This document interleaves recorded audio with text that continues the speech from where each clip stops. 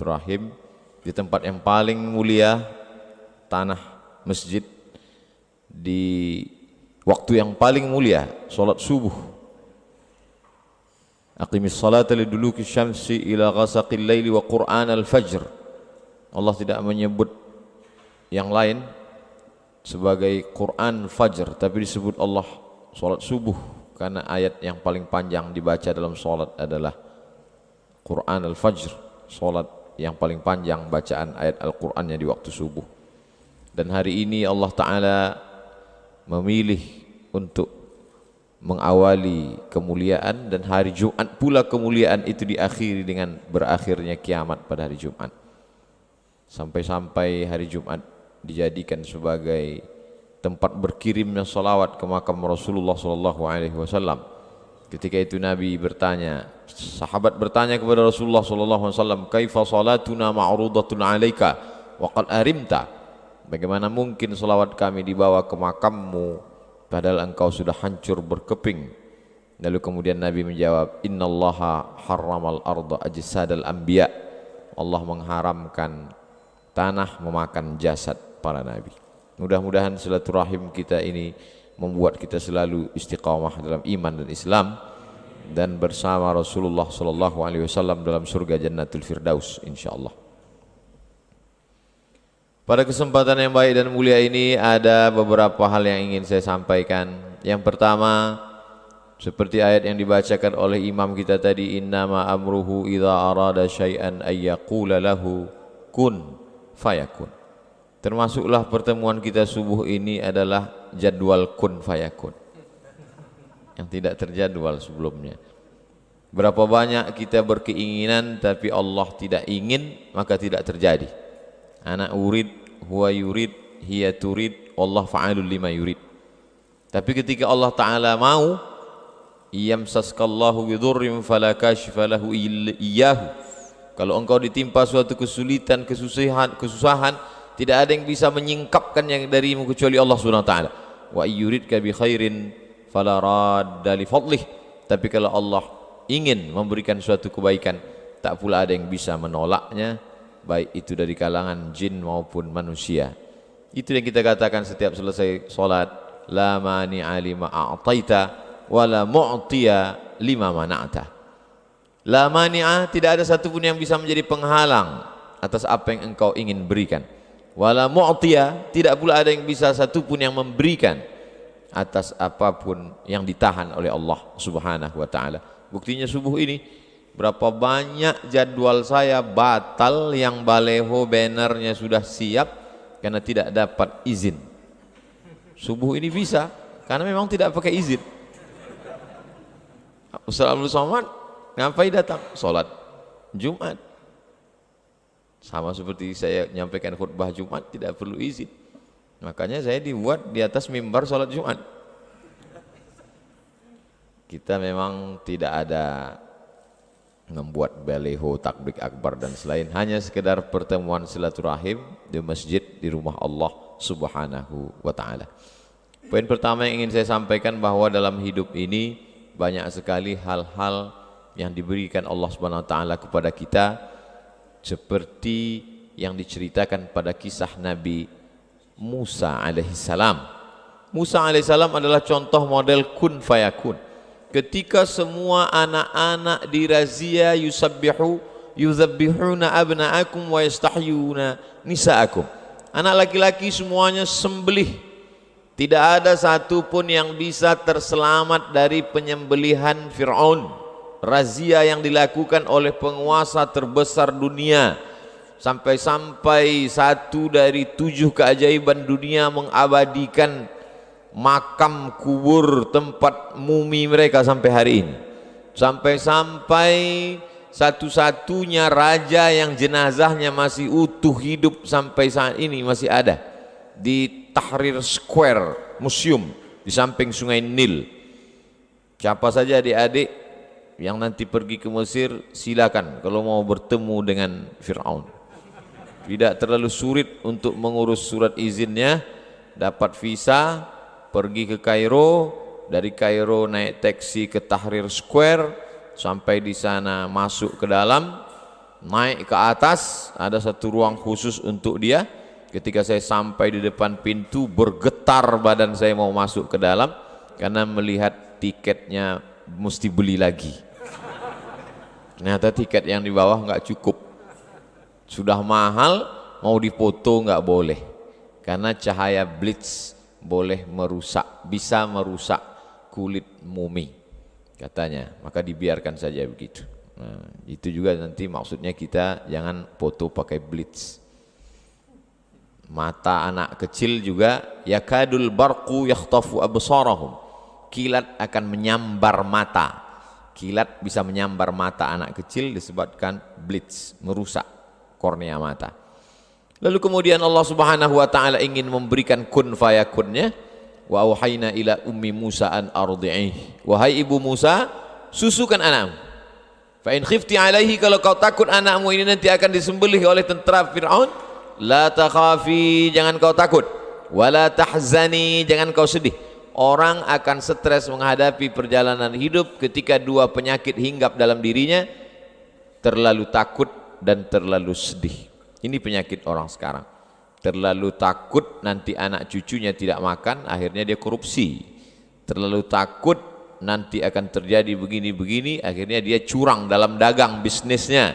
Terlalu takut dan kemudian terlalu sedih, akhirnya depresi, stres. Kalau langsung mati nggak apa-apa, ini setengah mati, menyusahkan orang hidup. Na'udzubillah. Lalu kemudian Allah SWT mau menunjukkan kun fayakunnya, lalu kemudian dihanyutkanlah anak kecil itu di sungai Nil. Kita tahu dari acara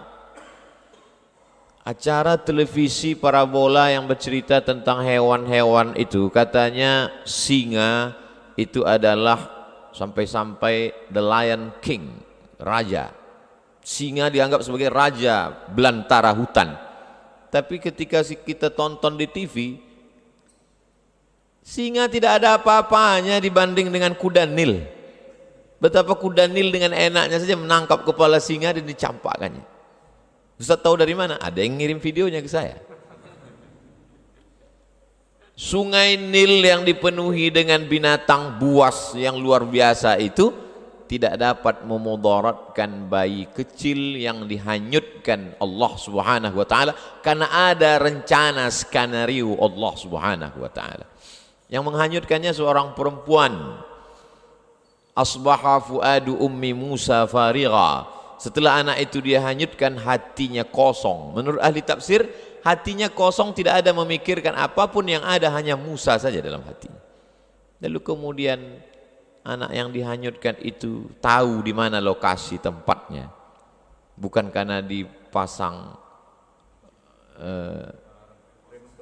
tidak dipasang alarm, tidak dipasang remote control, tapi ada seorang anak perempuan kakak Nabi Musa yang mengamati kemana ini akan hanyut, dan yang menyambutnya juga adalah seorang perempuan. Kenapa perempuan? Kenapa bukan laki-laki? Karena saat itu berhadapan dengan laki-laki yang gagah perkasa. Kalau yang melawannya juga laki-laki itu biasa, tapi ketika yang melawannya adalah perempuan, disitulah nampak kun fayakun Allah Subhanahu wa ta'ala. Di sana di tepi sungai Nil ada seorang perempuan yang lama merindukan seorang anak. Allah ingin dia punya anak tidak dari rahimnya. Kalau ada seorang perempuan punya anak lahir dari rahimnya lewat proses pernikahan, itu biasa. Tapi ini anak tidak lahir dari rahimnya, tapi lahir dari rahim seorang perempuan yang lain, dan dia menyelamatkannya. Perempuan itu diabadikan doanya dalam Quran.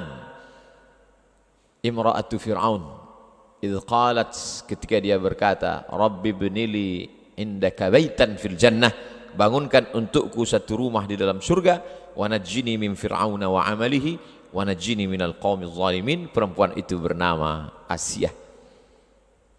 Perempuan yang menyambut bayi yang hanyut itu ada dalam Al-Quran. Perempuan yang menghanyutkan bayi itu juga ada dalam Al-Quran. Tapi yang tampil ke depan adalah seorang laki-laki yang gagah perkasa, dengan tongkatnya membelah Laut Merah, dengan tongkatnya famfajarat min husnata asyrata aina, memancar 12 mata air. Tapi di balik kehidupannya ada perjalanan yang kun fayakun. lalu kemudian sampai akhirnya dia terombang-ambing di tengah derasnya air sungai Nil, dihanyutkan sampai ke tempat pemandian Asia, dibawa ke tepian, dibawa ke istana. Betapa Allah Subhanahu wa taala mau menunjukkan kepada kita kalau tidak mati, kata Allah, tidak. La in ijtama'atil ummatu ala ay yadurruka bi syai'in, berkumpul orang satu dunia ini ingin memudaratkanmu, mencelakaimu, melukaimu, membunuhmu, tidak, kata Allah, maka tidak terjadi. Berkumpul pula seluruh umat di dunia ini ala ayyam fa'uka bi syai'in, ingin memberikan manfaat, menolongmu, mengangkat derajatmu, kalau tidak, kata Allah, juga tidak akan terjadi. Rufi'atil aqlam, pena sudah diangkat, wajaffatis suhuf, kertas lembaran sudah kering, contoh bahwa tulisan takdir sudah ditetapkan Allah Subhanahu wa taala. Tapi saya tidak ingin gara-gara kultum subuh ini lalu semua anak-anak muda keluar dari masjid dengan keadaan lemah, lesu, letoy, lunglai, loyo, dan ketika ditanya, kenapa kamu kehilangan semangat? Kata Ustadz Abdul Somad, tinta sudah kering, pena pun sudah diangkat. Saya ingin mengatakan bahwa kita hari ini terlalu bertumpu kepada usaha sehingga melupakan Allah Subhanahu wa taala. Padahal dalam kisah nabi-nabi itu yang besar itu adalah kuasa dan kudrat Allah. Ketika Allah besar dalam hati kita, maka kita menganggap usaha kita ini kecil. Ketika kita merasa besar diri kita, maka Allah akan menjadi kecil. Itu yang dikatakan oleh Qarun, innama utituhu ala ilmin indi. Ini semua karena ilmuku, karena etos kerjaku, karena kemampuanku, karena manajemenku. Akhirnya tenggelam di dalam danau yang disebut dengan Danau Qarun. Untuk cerita lengkapnya tanya imam kita tentang Danau Qarun. Saking hebatnya Qarun, kalau ada orang Jombang yang menggali tanah ketemu periuk terbuat dari emas, spontan dia akan berkata ini adalah harta Qarun. Padahal tenggelamnya di Mesir, bisa periuknya sampai ke Jombang. Begitulah hebatnya. Tapi walaupun begitu hebatnya, belum pernah saya sepanjang ceramah ketemu jamaah kenalkan Pak Ustadz, nama saya Qarun. Belum. Allah Subhanahu wa taala banyak bercerita tentang kun fayakunnya. Kalau dulu ada air yang bisa menyelamatkan anak kecil dari razia Fir'aun, dari tenggelamnya di laut sungai Nil, lalu kemudian air yang lemah lembut itu bisa menenggelamkan Fir'aun. Air yang sama yang dulu menyelamatkan bayi yang dihanyutkan ibunya ketika tidak ada satupun yang bisa melindunginya, air yang sama menenggelamkan Fir'aun. Allah ingin menunjukkan kun fayakunnya. Air itu juga, padahal airnya sama.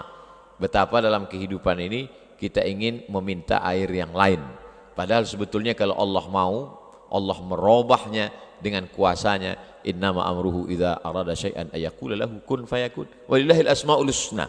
Allah punya nama yang bagus-bagus. Fad'uhu biha. Panggillah dia, serulah dia, mohonlah kepada dia.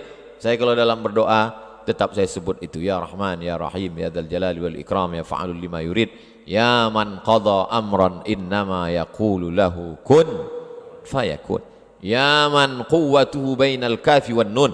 Wahai engkau yang kuasanya, yang kudrat iradatnya antara kaf dan nun, kekuasaan engkau ya Allah. Maka begitulah Allah mengajarkan kita. Kalau kita bersandar kepada diri kita, ketika diri kita ini lemah, maka hancurlah, tumbanglah. Tapi kalau kita bersandar pada kuasa Allah, saat tangan kita angkat dan mulut berkata Allahu Akbar, di situ ada kekuatan yang besar, yang luar biasa. Ketika semua manusia mengatakan dia akan mati, dia akan tenggelam, dia akan disembelih, dia akan tertelan air, tapi tidak, kata Allah. Ketika semua mengatakan dia akan selamat, bala tentaranya banyak, dia adalah Fir'aun, dia akan selamat melewati Laut Merah, tapi kata Allah tidak, maka dia tenggelam. Dan itu diabadikan. Al-yauma, hari ini, nunajjika, kami selamatkan engkau, bibadanika, dengan badanmu. Ini ayat pernah dikritik orang liberal. Kata dia, kalau dikatakan bahwa Fir'aun itu diselamatkan jasadnya, maka seluruh mumi itu juga jasadnya selamat. Seluruh mumi ketika digali gunung batu-batu besar, itu jasadnya selamat. Lalu apa keistimewaan Fir'aun? Dari mana orang bisa membedakan ini Fir'aun yang mengejar Musa dengan ini Fir'aun yang dijadikan raja-raja mumi itu? Mana perbedaannya? Ternyata Allah ingin menunjukkan ketika ada seorang pakar mumi diperiksa, ternyata di dalam paru-paru satu mumi ini ditemukan garam. Garam tidak akan mungkin bisa masuk ke paru-paru kita, karena paru-paru itu hanya dipakai untuk bernafas. Makanya kalau ada orang minum sambil ngobrol dan mungkin masuk setetes dalam paru-parunya, dia akan tersedak dan bersin, dia akan terbatuk. Kenapa begitu? Karena paru-paru mesti bersih, tidak ada unsur apapun. Lalu kenapa satu mumi ini ketika diperiksa paru-parunya ada garam? Karena inilah orang yang garam masuk ke dalam paru-parunya. Kapan itu? Adrakahul gharaqu. Adrakahul gharaqu, ketika dia tenggelam di Laut Merah dan masuk garam itu ke dalam paru-parunya. Tidak ada yang paling sakit daripada sakitnya masuknya air garam ke dalam paru-paru. Kalau mau coba, nanti pas buka puasa, masukkan air garam ke paru-paru melalui hidung. Sakit yang luar biasa. Kematian itu sakit, tapi cara kematian yang menyakitkan diberikan Allah pada orang-orang yang luar biasa. Ada yang matinya hanya dengan nyamuk yang masuk ke dalam lubang hidung lalu menjalar ke atas menggigit otaknya. Ketika dia ambil martil, dia pukulkan ke kepalanya, dihantukkan ke dindingnya, mati 400 tahun. Namrus, cara-cara mati yang luar biasa, yang mengerikan. Maka ketika saya ceramahkan tentang nyamuk masuk ke otak, segera orang pulang beli anti nyamuk, takut masuk nyamuk ke otak. Padahal itu sebenarnya cara Allah. Allah ingin tunjukkan innama amruhu idza arada syai'an ayyakula lahu kun fayakun. Yang payah menyimpulkan tausiah kultum saya subuh ini, ceritanya kemana-mana, mudah aja. Nanti kalau pulang ada yang nanya, kenapa Mas Bu lama pulang dari masjid? Ada Ustadz Somad tadi kultum, apa isinya? Kun fayakun. Allah Subhanahu wa ta'ala dari mulai cara menyelamatkan orang, dari mulai cara mematikan orang, dari cara mulai mengabadikan orang dengan yang istimewa, yang luar biasa. Kenapa? Karena dia memang luar biasa, maka hasil-hasil karyanya juga luar biasa. Fa'tabiru, ambillah i'tibar, pelajaran, faqsusil qasasa, ceritakan kisah-kisah itu ya Muhammad sallallahu alaihi wasallam. La'allahum yatafakkarun, mudah-mudahan mereka berpikir. Kalau lampu ini mati, kita cukup pencet stop kontak, dia akan hidup. Kalau AC ini mati, kita cukup ambil remote control, on, dia akan hidup. Tapi mengonkan otak ini adalah dengan kisah-kisah. Apalagi sekarang banyak orang otaknya tidak berfungsi karena sudah dihabiskan oleh handphone ini. Luar biasa. Maka satu-satunya lagi tinggal cara untuk mengaktifkan pikiran orang adalah dengan bercerita melalui mimbar sholat Jumat. Karena di dalam sholat Jumat, siapa yang man la'ibal hasa faqad la, siapa yang main-main batu kecil maka sungguh dia sudah melakukan perbuatan lagha, wa man lagha fala jum'atalah, maka tidak sah Jumatnya. Waktu itu Masjid Nabawi itu lantainya masih pasir. Jadi ketika sholat ada orang main-main batu. Ada batu di bawah, hasa, batu-batu kecil. Maka kata Nabi, siapa yang main-main batu maka sia-sia. Dulu orang main batu, sekarang orang di masjid main batu juga, lihat-lihat batu cincin. Mohon maaf yang punya batu cincin. Sia-sia. Orang tidak akan mungkin main handphone saat khutbah Jumat. Maka disitulah kesempatan khotib menyampaikan pesan-pesan berisi kisah-kisah untuk mengonkan, mengaktifkan. Karena kata Allah, faqsusil qasasa, ceritakan tentang kisah Musa, ceritakan tentang kisah Namrus, la'allahum yatafakkarun, mudah-mudahan mereka mau berfikir. Orang memfungsikan kaki, buktinya jalanlah 10.000 langkah sehari supaya Anda selamat dari osteoporosis. Orang memfungsikan mata, buktinya apa? Dokter mata, spesialis mata sampai S1, S2, S3. Orang memfungsikan jantung. Buktinya apa? Ada satu rumah sakit khusus, rumah sakit jantung. Tapi untuk memfungsikan akal pikiran, maka dengan cerita kisah dalam Al-Quran, bahkan ada orang barat yang bukunya isinya hanya cerita aja, kisah aja. A cup chicken soup for the soul. A cup, satu mangkok chicken soup, sup ayam for the soul, tapi bukan untuk perut. Satu mangkok sup ayam untuk jiwa. Jiwa tidak makan sup ayam, tapi ada satu mangkok ternyata isinya cerita saja. Betapa orang mendengar cerita, dia ingin berpikir dan dia sendiri menemukan solusinya. Saya menemukan buku itu ketika bongkar-bongkar lemari saat saya kelas 2 SMP Sanawiyah. Sampulnya warna hijau, tulisannya warna kuning. Baca, banyak kisah, cuman yang ingat hanya beberapa. Ada seorang guru baca berita, ada iklan penawaran NASA, Badan Antariksa Amerika, akan menyeleksi orang yang akan naik ke bulan. Seleksi 3.000, dia lulus. Dari 3.000 orang menjadi 300, dia lulus juga. Dari 300 menjadi 30, dia lulus juga. Dari 30 hanya beberapa orang yang akan naik kapal bolak-balik antariksa naik ke bulan. Tidak lulus. Stres, depresi, malu, putus asa. Akhirnya dia nonton TV di rumah tentang keberangkatan pesawat bolak-balik akan ke bulan. Begitu dia tonton, makin stres, makin depresi. Andai aku berada di kapal itu, andai nama aku tertulis di koran, andai.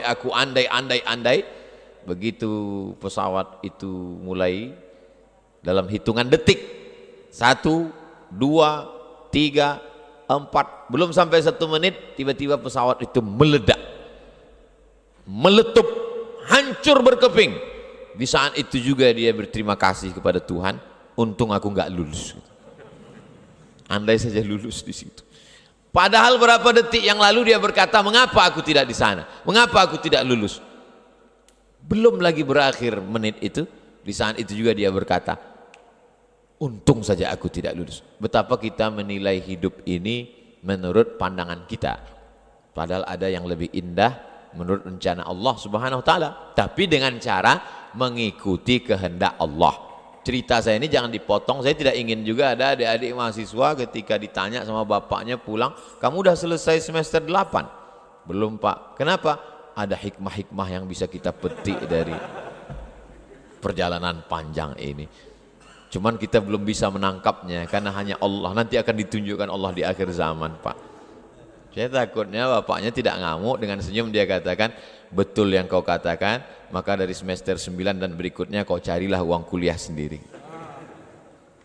Itu bisa kita katakan kalau kita sudah ikut aturan Allah semuanya. Dari A sampai Z kita sudah ikut, tiba-tiba terjadi di luar rencana kita, baru kita katakan ini adalah rencana Allah Subhanahu wa taala. Kun fayakun membuat kita menjadi kuat. Tidak ada putus asa bagi orang yang meyakini kun fayakun. Sekarang diundang motivator untuk ceramah ke hotel, membangkitkan semangat. Dihidupkanlah screen, matikan lampu, audio visual, semangat untuk membangkitkan. Tapi begitu acara selesai, lampu hidup, screen mati, semangat pun mati juga. Kenapa? Karena dia datangnya dari ekstern, dari luar. Tidak bisa. Semangat hidup bangkit dari dalam. Semangat hidup apa? Semangat hidup kun fayakun. Di saat tidak ada tempat bergantung, ibu adalah orang paling tempat bergantung. Tidak ada tempat bergantung selain ibu. Tapi di saat itu ibu pun menghanyutkan dia. Allah sedang ingin mengatakan tidak ada tempat bergantung bagi engkau wahai Musa kecuali hanya aku. Begitu juga yang dialami oleh Nabi Muhammad SAW. Ayahnya Abdullah meninggal, diasuh oleh ibunya Aminah meninggal, diasuh oleh kakeknya Abdul Muttalib meninggal, diasuh oleh pamannya Abu Talib pun meninggal, istrinya Khadijah meninggal juga, anak-anak perempuannya semua meninggal. kecuali satu terakhir 6 bulan setelah itu barulah meninggal. Lalu kemudian apa tempat dia bergantung? Tak ada tempat bergantung. Dia berharap menganggap nanti orang Taif akan menolong. Berjalan kaki dia dari kota Makkah menuju Taif.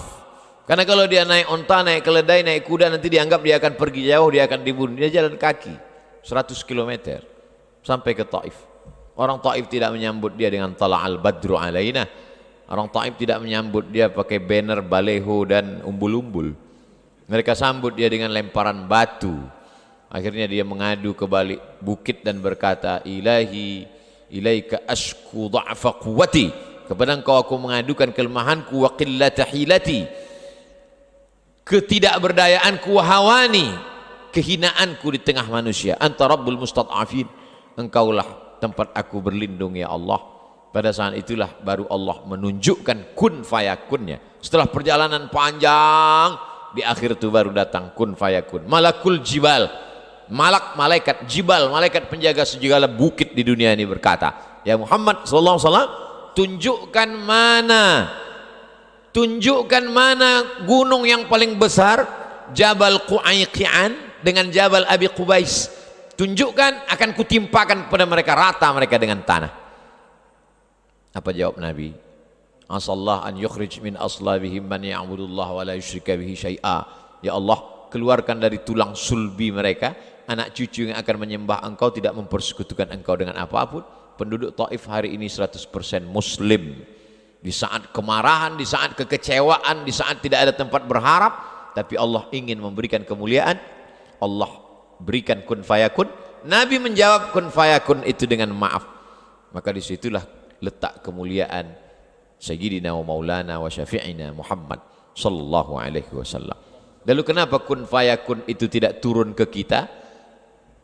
Bukan karena airnya tidak turun, tapi karena cawannya tidak siap untuk menampung. Bejana yang disiapkan tidak cukup untuk menampung air hujan yang diturunkan Allah Subhanahu wa taala. Kun fayakun akan turun pada jiwa pemaaf seperti yang ada pada hati Muhammad sallallahu alaihi wasallam. Apa kata Jibril? Terompah kayu sendal yang diinjak Nabi itu berdarah dan darahnya hampir saja menetes ke tanah. Kata Jibril, kalau sampai darah kakimu itu menetes ke tanah, kuratakan dunia ini ya Muhammad. Nabi membersihkan darah itu agar tidak menetes ke tanah. Andailah datang malaikat Jibril berkata kepada Abdul Somad, andai darah itu menetes ke tanah, akan kumatikan semua hatersmu Abdul Somad. Langsung saya injakkan kaki saya itu ke tanah. Ternyata kun fayakun itu tidak akan pernah turun kepadamu Abdul Somad, karena hatimu tidak seperti hati pemaaf Muhammad sallallahu alaihi wasallam. Ini poin pertama tentang kun fayakun. Nah, kita tidak mau ini hanya sebatas teori. Bagaimana menurunkan kun fayakun yang ada pada Musa, pada Ibrahim, pada Muhammad alaihi wassalatu wassalam ini kepada generasi sekarang?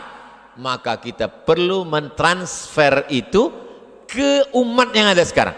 Alhamdulillah, saya lihat masjid ini luar biasa cantik indah, tapi apa kata Syekhna Ustadz Abdul Somad, di sini ada 20 anak selevel SMA yang boarding belajar Al-Quran tahfiz ilmu keislaman.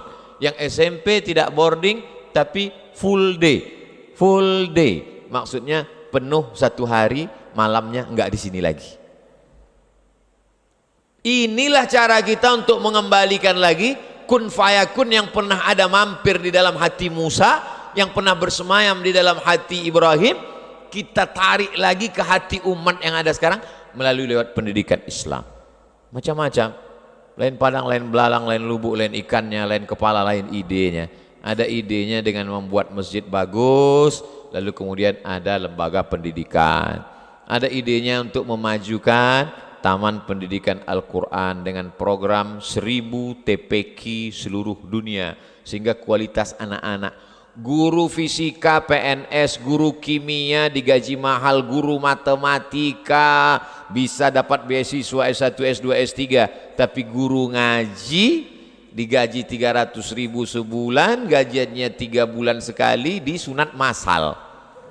Bagaimana kun fayakun itu bisa mampir ke dalam hati anak-anak kita? maka mesti ada perbaikan kurikulum, perbaikan pendidikan, program-program. Dan masjid apa namanya Ustaz? Masjid Ar-Rayyan. Ada satu pintu surga yang tidak dimasuki kecuali hanya orang yang berpuasa, Ar-Rayyan. Tapi kita sudah masuk duluan ke Ar-Rayyan. Dan masuknya saya ke Ar-Rayyan dalam keadaan berpuasa. Abdul Somad, semua manusia ingin mendatangkanmu ke Ar-Rayyan, tapi aku tidak, kata Allah, kau tak bisa datang. Tapi kalau aku berhendak, kata Allah, maka di saat berpuasalah kau masuk ke dalam Ar-Rayyan. Allah Ta'ala punya kuasa, ajib. Segala tindak tanduk perbuatan Allah itu ajib. Makanya jin-jin pun berkata, inna sami'na Qur'anan ajaba, ajib, menakjubkan, amazing, luar biasa. Yang biasa itu perbuatan manusia, yang luar biasa maka di luar manusia Allah Subhanahu wa Ta'ala. Maka bagaimana supaya ini ada pada generasi ini? Satu-satunya jalan adalah lewat pendidikan. Khutbah itu pendidikan, ceramah itu pendidikan, kultum pendidikan, tausiah pendidikan, kajian etika pendidikan, tapi tidak mengikat. Tidak mengikat. Tidak ada orang di masjid yang terikat dengan pengajian. Kenapa di masjid Ustadz ceramah nggak ada yang keluar? Pintunya dikunci. Gimana mau keluar? Maka kita mesti ada lembaga yang mengikat.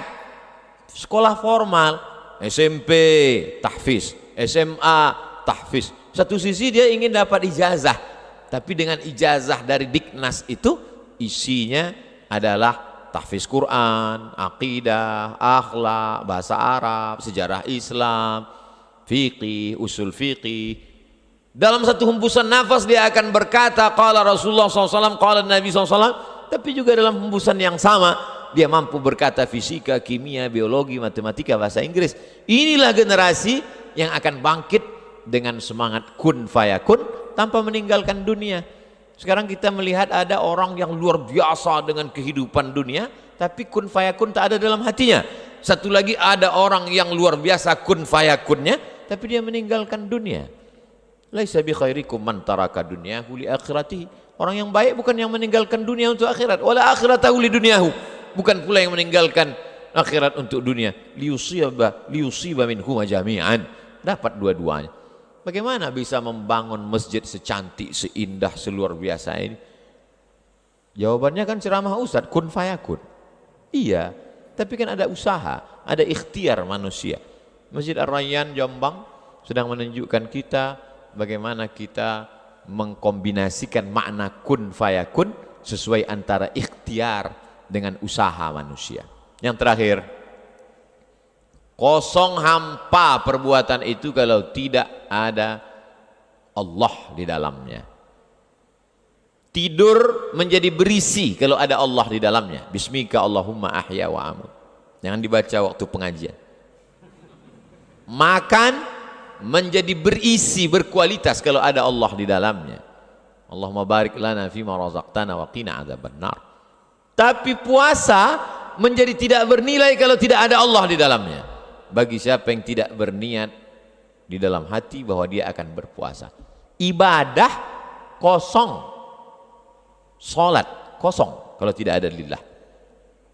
Tapi perbuatan yang bukan ibadah malah menjadi ibadah kalau ada Allah di dalamnya. Tapi ceramah saya jangan dipelesetkan. Nanti satu hari main game online terus. Kamu dari pagi main game.